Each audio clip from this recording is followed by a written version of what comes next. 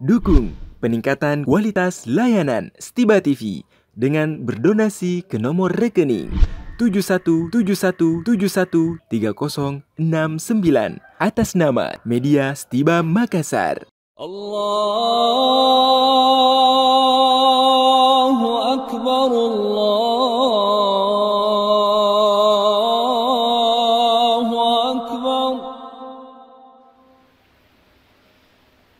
Alhamdulillahi Rabbil Alamin. Wabihi nasta'inu ala umuri dunya waddin. Ashhadu an la ilaha illallah wahdahu la syarika lah.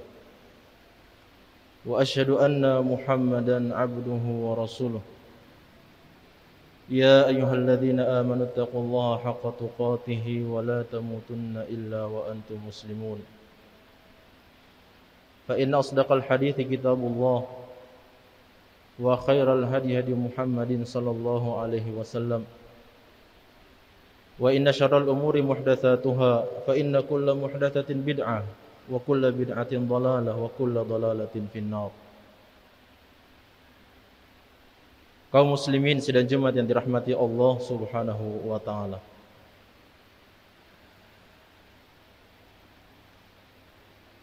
Sesungguhnya umat manusia dalam kehidupan dunia senantiasa berada di antara satu dari sekian banyak ketetapan dan ketentuan yang Allah Subhanahu wa taala inginkan. Secara khusus umat Islam, kaum muslimin telah diberikan berbagai macam ketentuan, ketetapan, sunnatullah. Terkadang umat Islam diberikan kemenangan oleh Allah Subhanahu wa taala yang gemilang. Namun di waktu yang lain Allah Subhanahu wa taala memberikan ujian, cobaan kepada mereka.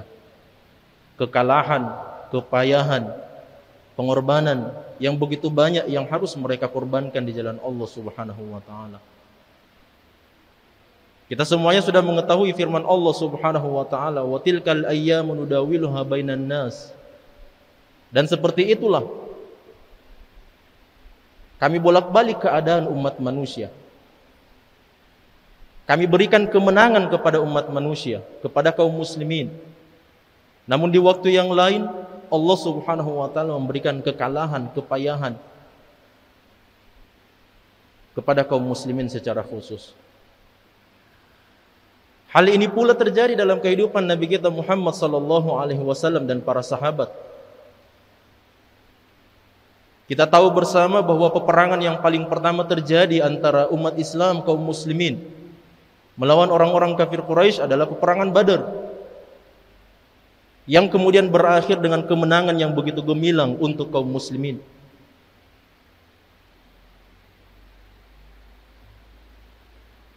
Namun kemudian datang ketetapan Allah Subhanahu wa taala yang lainnya. Tatkala para sahabat bersama Nabi sallallahu alaihi wasallam menghadapi peperangan yang selanjutnya, yaitu peperangan Uhud, Rasulullah sallallahu alaihi wasallam bersama para sahabatnya di awal daripada peperangan itu sebenarnya telah berhasil memojokkan orang-orang kafir Quraisy, menghantam orang-orang kafir Quraisy pada hantaman yang paling pertama. Namun coba lihat, ketika umat Islam tidak mematuhi perintah Allah Subhanahu wa taala dan Rasulnya sallallahu alaihi wasallam, orang-orang kafir Quraisy di bawah kepemimpinan Khalid ibn Walid radhiyallahu taala anhu, yang pada saat itu masih beragama sebagai seorang musyrik, belum Islam pada saat itu, bersama 100 orang para fursan beliau, para pengendara kuda yang dipimpin oleh Khalid ibn Walid radhiyallahu taala anhu, berhasil memukul mundur Rasulullah sallallahu alaihi wasallam dan para sahabat beliau. Padahal di awal peperangan Rasulullah sallallahu alaihi wasallam sudah memberikan wasiat kepada 50 orang sahabat Nabi sallallahu alaihi wasallam untuk berjaga-jaga di Jabal Rumat, untuk berjaga-jaga di sebuah bukit yang tidak terlalu tinggi, untuk memberikan bantuan kepada Rasulullah sallallahu alaihi wasallam dan para sahabat di medan peperangan tersebut. dengan anak panah yang mereka lesatkan dari belakang pasukan kaum muslimin. Namun ketika hantaman pertama itu telah memundurkan orang-orang kafir Quraisy dalam peperangan Uhud ini, jamaah sekalian, sebahagian besar kecuali daripada 3 orang sahabat Nabi sallallahu alaihi wasallam yang dipimpin oleh Abdullah bin Jubair radhiyallahu taala anhum ajma'in, semuanya melihat bahwa kaum muslimin telah mendapatkan kemenangan pada saat itu. Orang-orang kafir Quraisy telah meletakkan tameng serta pedang-pedang mereka, meninggalkan kuda dan pelana mereka untuk kembali ke kota mereka. Lalu kemudian Abdullah bin Jubair radhiyallahu taala anhu mengingatkan kepada mereka tentang sabda Rasulullah sallallahu alaihi wasallam untuk jangan meninggalkan tempat tersebut. Huzimna am nusirna, baik itu kami dikalahkan, Rasulullah sallallahu alaihi wasallam dikalahkan ataupun diberikan kemenangan oleh Allah Subhanahu wa taala, maka jangan sampai ada salah seorang di antara sahabat Nabi sallallahu alaihi wasallam dari 50 orang tersebut yang meninggalkan posisi itu. Namun subhanallah, sebagian besar di antara mereka melihat kemenangan itu telah datang, ghanimah itu telah berjatuhan di dalam medan peperangan tersebut, maka mereka turun dari tempat itu. Khalid ibn Walid kemudian mengelilingi Jabal Uhud bersama 100 orang pasukan penunggang kuda yang dipimpin oleh Khalid ibn Walid radhiyallahu taala anhu, lalu kemudian berhasil memukul mundur pasukan Rasulullah sallallahu alaihi wasallam. Sekilas, sepintas kita melihat ini adalah kekalahan. Seakan-akan Allah Subhanahu wa taala ingin memberikan hukuman kepada para sahabat Nabi sallallahu alaihi wasallam yang meninggalkan perintah Allah dan Rasulnya sallallahu alaihi wasallam. Namun subhanallah, dibalik daripada hukuman tersebut, dibalik daripada ketetapan tersebut, Allah Subhanahu wa taala masih memberikan rahmat dan kasih sayangnya. Allah Subhanahu wa taala tidak memberikan semangat kepada orang-orang kafir Quraisy yang sebenarnya kalau mereka memiliki semangat, mereka menyempurnakan peperangan Uhud itu dan mereka masuk ke dalam kota Madinah yang tidak terlalu jauh daripada peperangan Uhud atau daripada gunung Uhud itu, jamaah sekalian. Kalau seandainya mereka bersemangat, dimasukkan rasa semangat itu ke dalam hati mereka, maka mereka bisa meluluhlantahkan kota Madinah. Bahkan mungkin Rasulullah sallallahu alaihi wasallam bisa terbunuh dalam peperangan tersebut. Sebanyak 950 orang dari sahabat Rasulullah sallallahu alaihi wasallam yang ikut dalam peperangan Uhud. 300 orang kemudian bertolak kembali ke dalam kota Madinah karena mereka adalah orang-orang munafik. Yang ikut dalam peperangan Uhud adalah 650 orang saja dari kalangan sahabat Nabi sallallahu alaihi wasallam. 70 orang di antaranya kemudian mati di jalan Allah Subhanahu wa taala sebagai seorang syuhada. Sebanyak 214 orang dari sahabat Rasulullah sallallahu alaihi wasallam yang mengalami luka yang tidak ringan. Kita tidak bisa membayangkan jamaah sekalian, apabila Allah Subhanahu wa taala tidak menurunkan rahmat dan kasih sayangnya, kalau seandainya orang-orang kafir Quraisy itu ingin menyempurnakan peperangan Uhud tersebut dan mereka masuk ke dalam kota Madinah, memporak-porandakan kota Madinah, maka kira-kira boleh jadi Rasulullah sallallahu alaihi wasallam akan wafat. Namun subhanallah, dengan ketetapan Allah Subhanahu wa taala, Allah masih memberikan kasih sayangnya dan rahmatnya.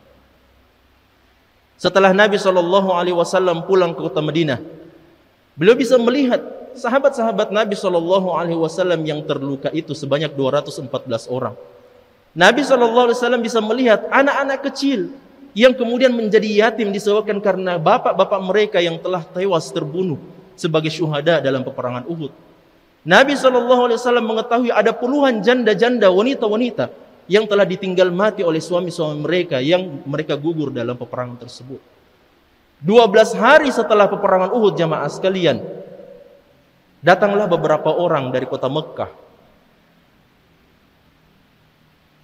yang memberikan takziah kepada Nabi sallallahu alaihi wasallam. Mereka bersedih dengan apa yang menimpa Rasulullah sallallahu alaihi wasallam. Lalu kemudian mereka menyampaikan keinginan dan tujuan mereka, mengapa mereka datang kepada Nabi sallallahu alaihi wasallam. Maka mereka mengatakan, sesungguhnya kami datang dari sebuah kabilah di kota Mekkah. Dari beberapa kabilah kami mendapati ada di antara mereka, ada di antara kaum kami yang ingin memeluk ke dalam agama Islam, ingin masuk ke dalam agama Rasulullah sallallahu alaihi wasallam. Maka utuslah bersama kami beberapa orang dari sahabatmu wahai Rasulullah untuk kemudian mengajarkan agama Islam di tengah-tengah umat manusia. Maka Rasulullah sallallahu alaihi wasallam mengutus 10 orang sahabat Nabi sallallahu alaihi wasallam Di antaranya adalah Khubayb ibn Adi. Di antaranya adalah Anas ibn Dajinah. Dan sahabat-sahabat yang lainnya sejumlah 10 orang. Ketika mereka telah diutus oleh Rasulullah SAW dan mereka sampai di sebuah sumur yang bernama Bi'ru Dzatir Raji'. Mereka beristirahat di tempat tersebut. Ternyata mereka dikagetkan dengan sepasukan penuh, dengan persenjataan dan perlengkapan yang penuh dari kabilah-kabilah tersebut yang hendak membunuh mereka, hendak membunuh para utusan Rasulullah SAW.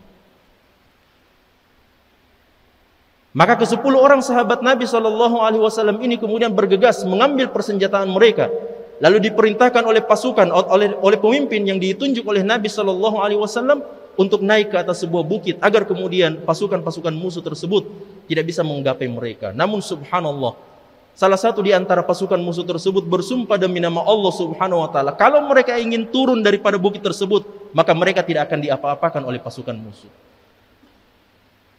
Namun subhanallah, pemimpin mereka Asim ibn Hassan mengatakan, demi Allah, kami tidak akan mungkin percaya kepada sumpah-sumpah yang kalian katakan. Meskipun kalian bersumpah dengan nama Allah Subhanahu wa taala, kalau seandainya kalian percaya kepada Allah Subhanahu wa taala, maka pasti kalian akan beribadah kepada Allah Subhanahu wa taala dan beriman kepada Rasulullah sallallahu alaihi wasallam. Maka terjadilah peperangan di antara mereka. Satu pasukan dengan persenjataan yang lengkap melawan 10 orang sahabat Nabi sallallahu alaihi wasallam. 7 orang kemudian mati di jalan Allah Subhanahu wa taala sebagai syuhada. 3 orang di antaranya lalu kemudian berhasil diturunkan atau mereka turun daripada bukit tersebut. 1 di antaranya kemudian berhasil melarikan diri. 2 di antaranya berhasil dipenjarakan oleh pasukan musuh tersebut, yaitu Anas ibn Dajinah dan Khubayb ibn Adi. Jamaah yang dirahmati Allah Subhanahu wa taala, ketika mereka telah berhasil ditawan oleh pasukan musuh itu, maka terjadilah apa yang terjadi. Anas ibn Dajinah kemudian berhasil melarikan diri, namun kemudian berhasil dibunuh kembali oleh pasukan musuh tersebut. Yang tersisa adalah satu sahabat Nabi sallallahu alaihi wasallam, yaitu Khubayb. Rasulullah sallallahu alaihi wasallam tidak mengetahui apa yang terjadi. Sepengetahuan Rasulullah sallallahu alaihi wasallam adalah bahwasanya ke-10 orang sahabat Nabi sallallahu alaihi wasallam ini diutus oleh Rasulullah sallallahu alaihi wasallam untuk mengajarkan agama Islam kepada mereka, untuk menyampaikan dakwah Rasulullah sallallahu alaihi wasallam. Namun yang terjadi justru sebaliknya. Ke-10 orang tersebut berhasil dibunuh oleh pasukan musuh. Sampai kemudian ketika Khubayb berdoa kepada Allah Subhanahu wa taala dan dia berada pada kondisi yang paling kritis dari kehidupannya. Ketika beliau menghadapi sakaratul maut, beliau berdoa kepada Allah Subhanahu wa taala, Allahumma balligh Rasulullah sallallahu alaihi wasallam salami. Ya Allah, sampaikanlah salamku kepada Rasulullah sallallahu alaihi wasallam. Ketika Rasulullah sedang bermajlis bersama para sahabatnya, turun firman Allah Subhanahu wa taala, turun wahyu Allah Subhanahu wa taala melalui malaikat Jibril. Maka Rasulullah sallallahu alaihi wasallam mengucapkan, wa alaikassalam ya Aba Suhaib, wa alaikassalam ya Aba Suhaib, wa alaikassalam ya Aba Suhaib. Pada saat itu barulah Rasulullah sallallahu alaihi wasallam mengetahui bahwa ke-10 utusan Rasulullah sallallahu alaihi wasallam telah dibunuh oleh pasukan musuh. 12 hari setelah peperangan Uhud berakhir. 18 hari setelah peperangan atau setelah kejadian Bi'ru Dzatir Raji' ini, jamaah sekalian, 18 hari saja datanglah seseorang yang berasal dari negeri Najd, datang kepada Nabi sallallahu alaihi wasallam yang pada saat itu masih sementara berstatus seorang kafir, sebagai seorang musyrik. Namun dia benar dalam perkataannya bahwa dia memiliki sekelompok manusia atau beberapa kaum yang ingin memeluk ke dalam agama Islam.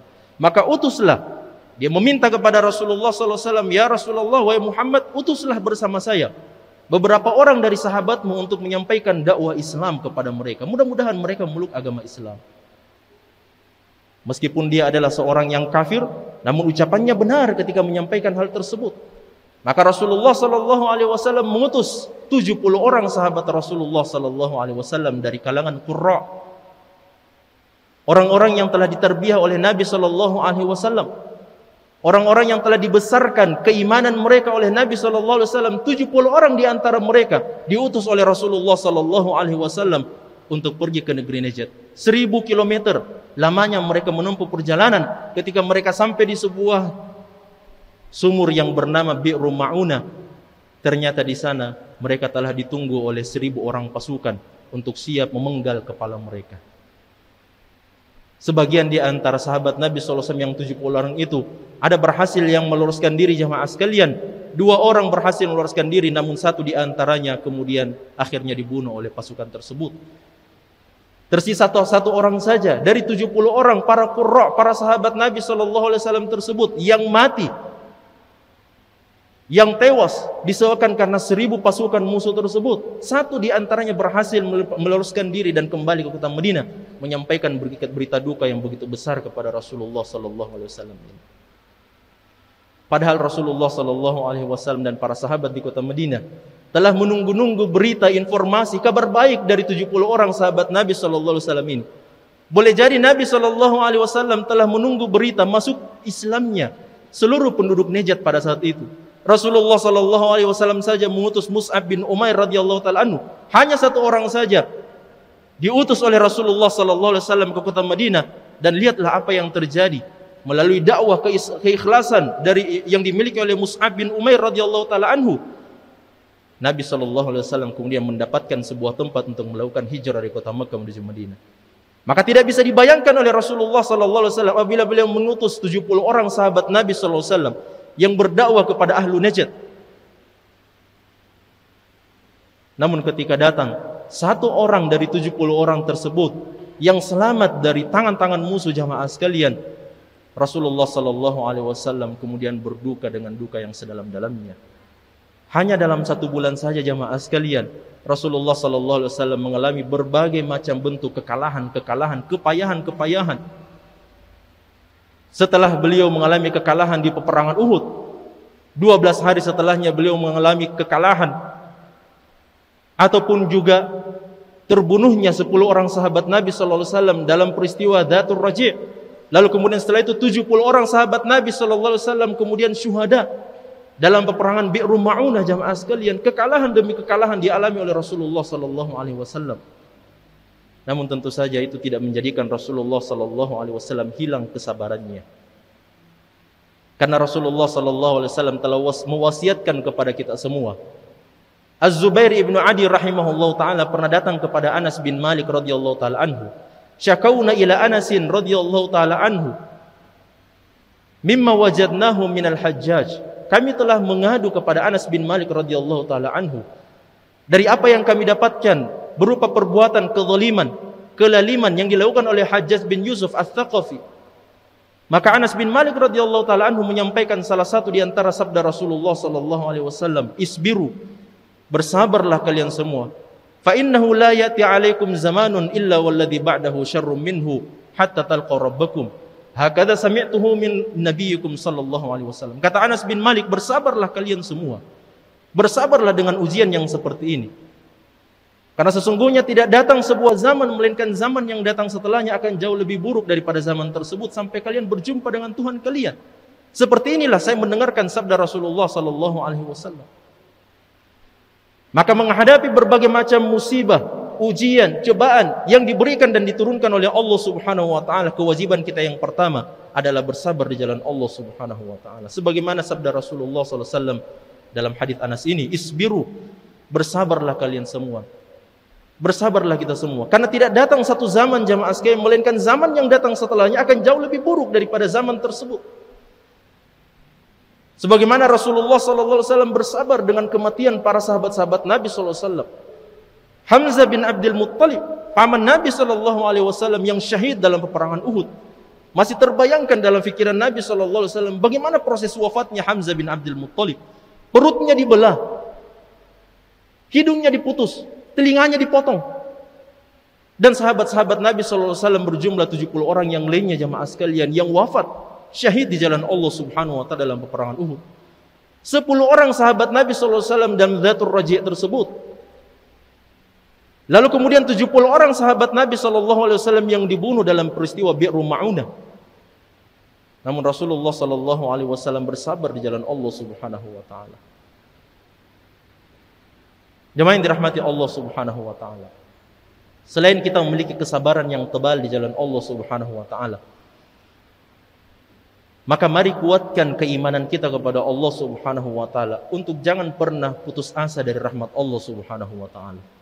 Rasulullah sallallahu alaihi wasallam mengajarkan melalui peristiwa-peristiwa yang banyak ini, peperangan-peperangan yang banyak ini, Rasulullah sallallahu alaihi wasallam mengajarkan kepada kita semua untuk tidak berputus asa dari rahmat Allah Subhanahu wa taala.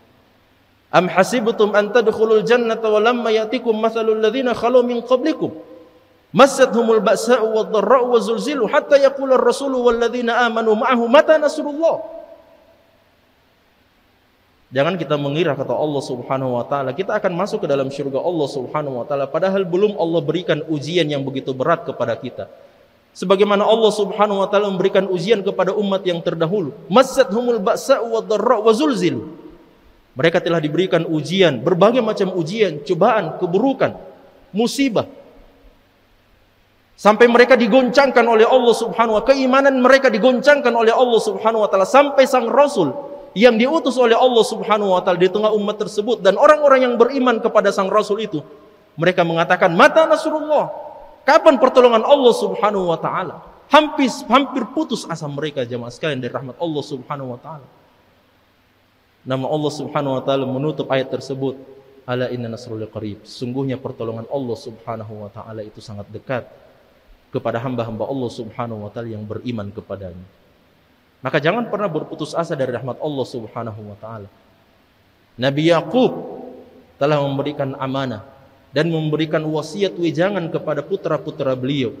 Idhabu fatahassasu min Yusuf wa akhi.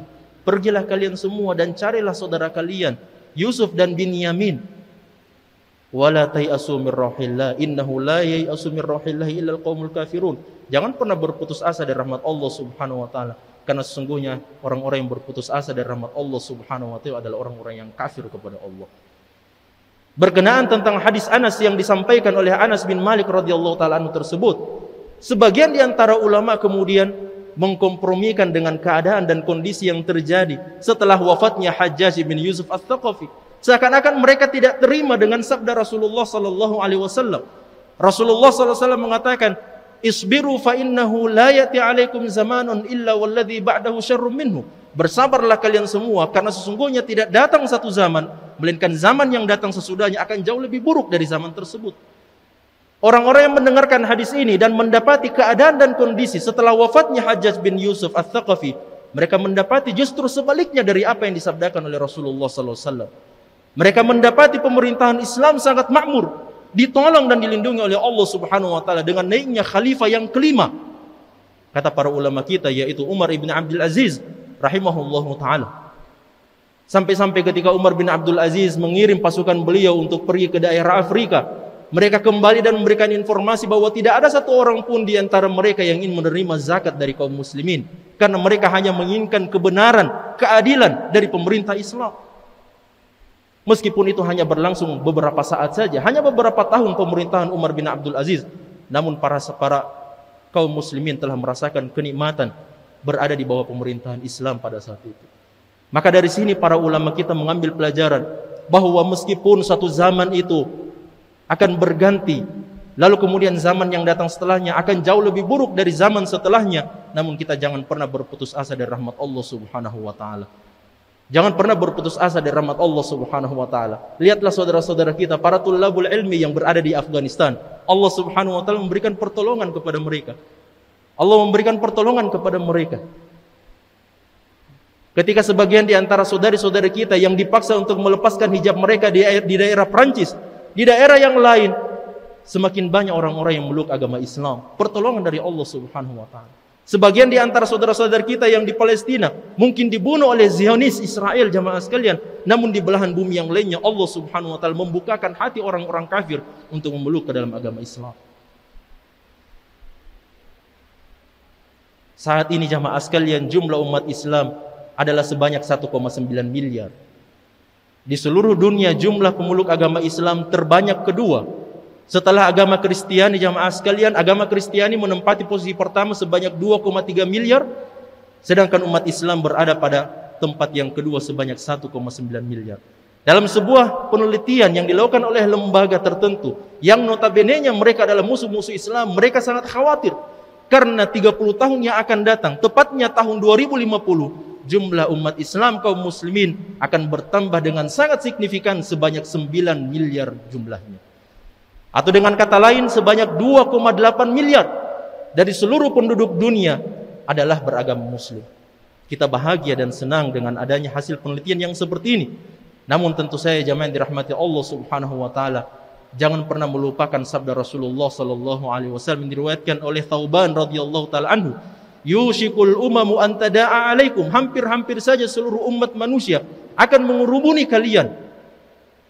Kama tada'al akalatu ila qas'atiha, sebagaimana umat manusia akan mengurubuni makanan itu.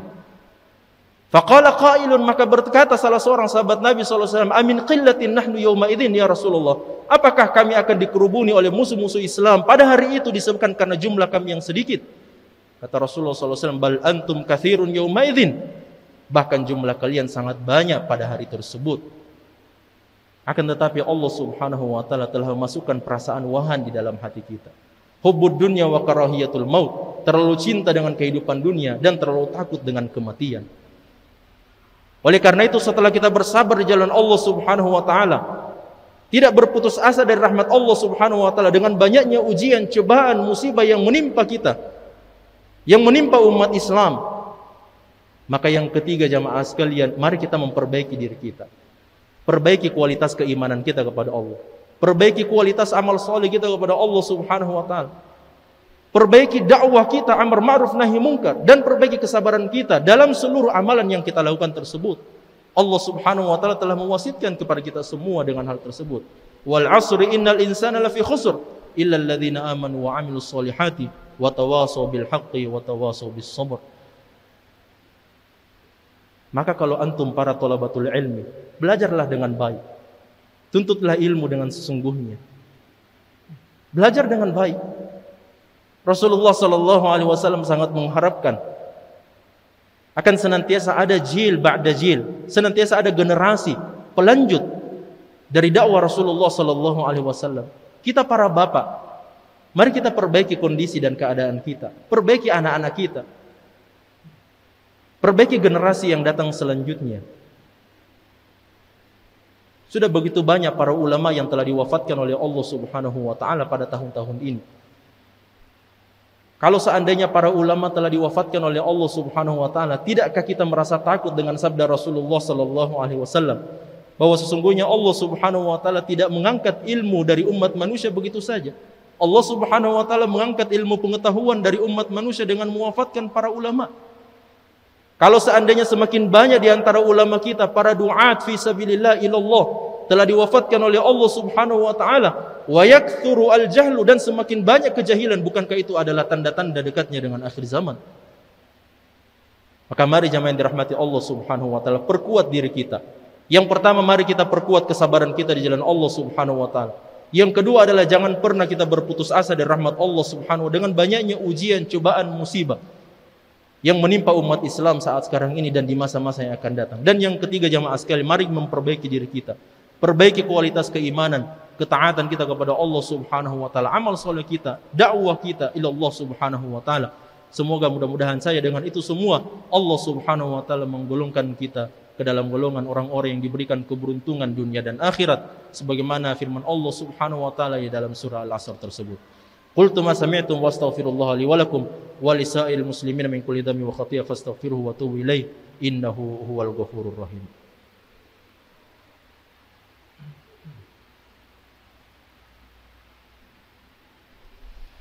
Alhamdulillahi rabbil alamin wal aqibatu lil muttaqin wala udwana illa 'alal zalimin. Asyhadu an la ilaha illallah wahdahu la syarika lah wa asyhadu anna Muhammadan 'abduhu wa rasuluhu la nabiyya ba'dah.